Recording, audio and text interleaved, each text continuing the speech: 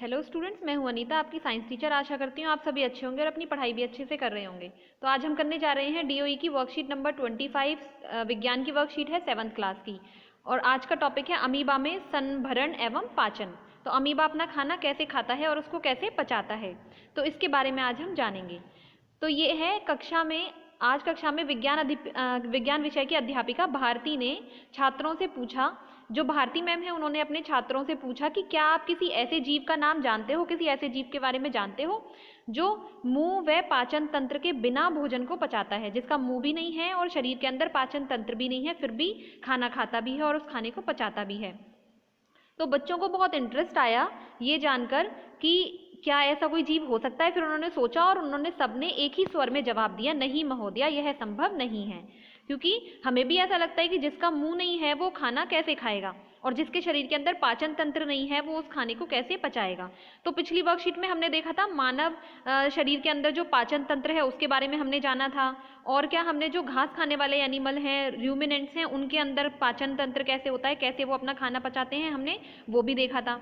तो अब हम क्या बात कर रहे हैं, ऐसा जीव जिसके अंदर ना तो मुंह है और ना ही पाचन तंत्र है, फिर भी वो अपना खाना खाता है और पचाता है। तो देखते हैं कि किस जीव के बारे में ये बात कर रही है मैम।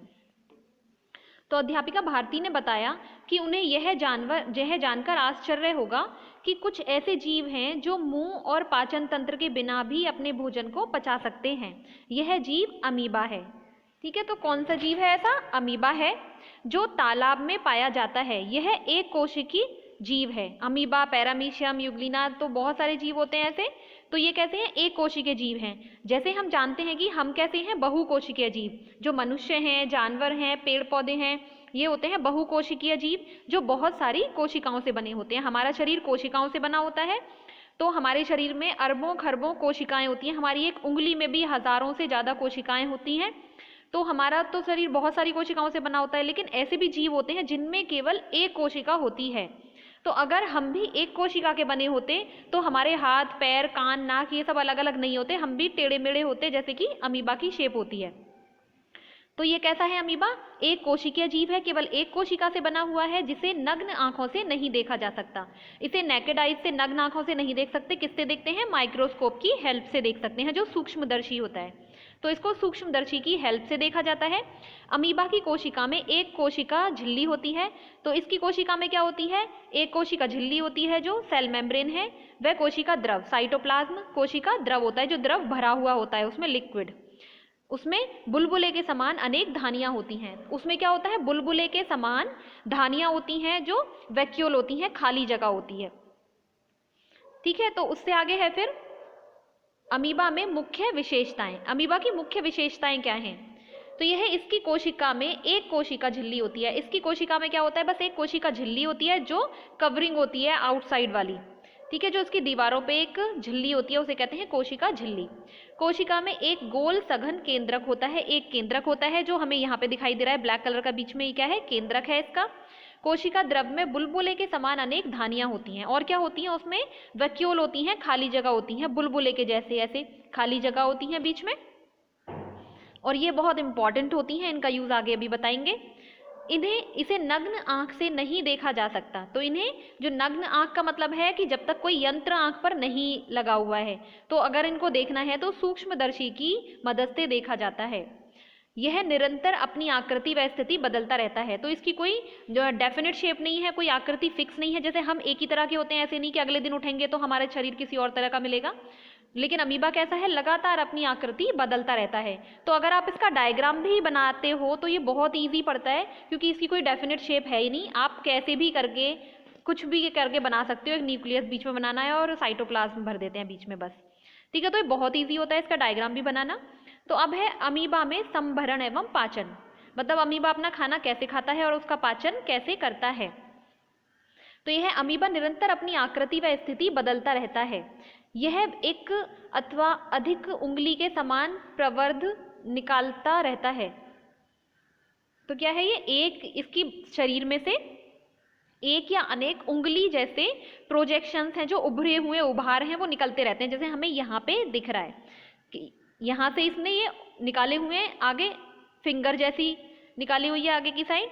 तो ये क्या करता है? उंगली जैसे उभार निकालता रहता है, जिसे पादाब अर्थात कृत्रिम पाँव कहते हैं। अब इसके हाथ पैर तो है नहीं अलग से, लेकिन क्या है, पादाप हैं, जो क्या है फॉल्स फीट होते हैं, जो स्यूडोपोडिया, जो नकली के हाथ पैर जैसे होते हैं।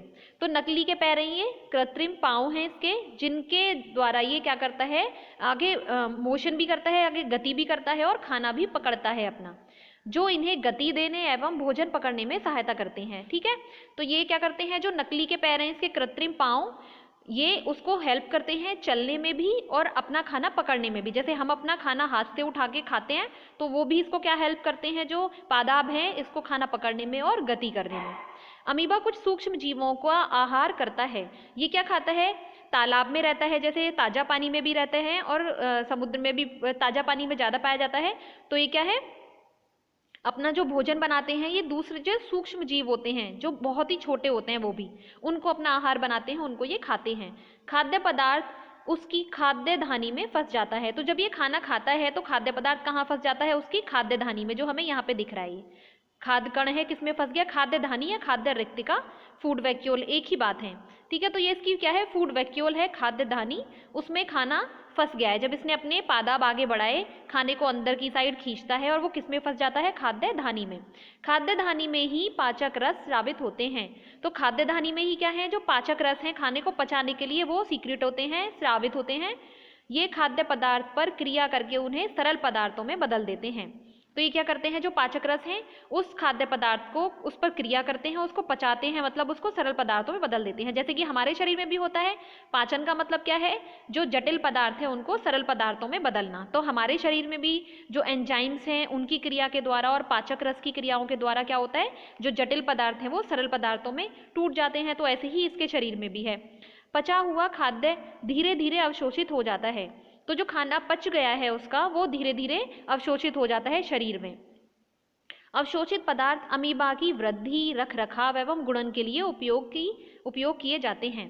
तो जो खाना इसने एब्जॉर्ब किया है, अवशोषित किया है, वो इसकी वृद्धि के लिए, इसको आगे इसकी ग्रोथ के लिए ज़रूरी है, और इसकी मेंटेनेंस के लिए कि ये ठीक ठाक रहे, और इसके गुणन के लिए, अपने जैसे और मल्टीप्लाई करने के लिए, और अमीबा बनाने के लिए, मतलब रिप्रोडक्शन के लिए ज़रूरी है। बिना पचा अपशिष्ट खाद्य धानी द्वारा बाहर निकाल दिया जाता है। तो जो बिना पचा भोजन है, मतलब जो बॉडी का वेस्ट मटेरियल है, वो खाद्य धानियों के द्वारा ही, जो वैक्यूल हैं उन्हीं के द्वारा शरीर से बाहर निकाल दिया जाता है। और एक और काम होता है जो यहाँ पे नहीं दिया हुआ है, जो खाद्य धानियाँ हैं, फूड वैक्यूल, बहुत इंपॉर्टेंट होती हैं इनकी बॉडी में, क्योंकि जो फ्रेश वाटर में अमीबा रहते हैं, अगर खाद्य धानियाँ नहीं होंगी तो जो तालाब का पानी है जहाँ पे वो रह रहा है, वो सारा पानी इसके शरीर में भर जाएगा। तो ये वैक्यूल कैसी होती हैं, जो धानियाँ हैं, ये कॉन्ट्रैक्टाइल होती हैं, सिकुड़ भी सकती हैं और खुल भी सकती हैं।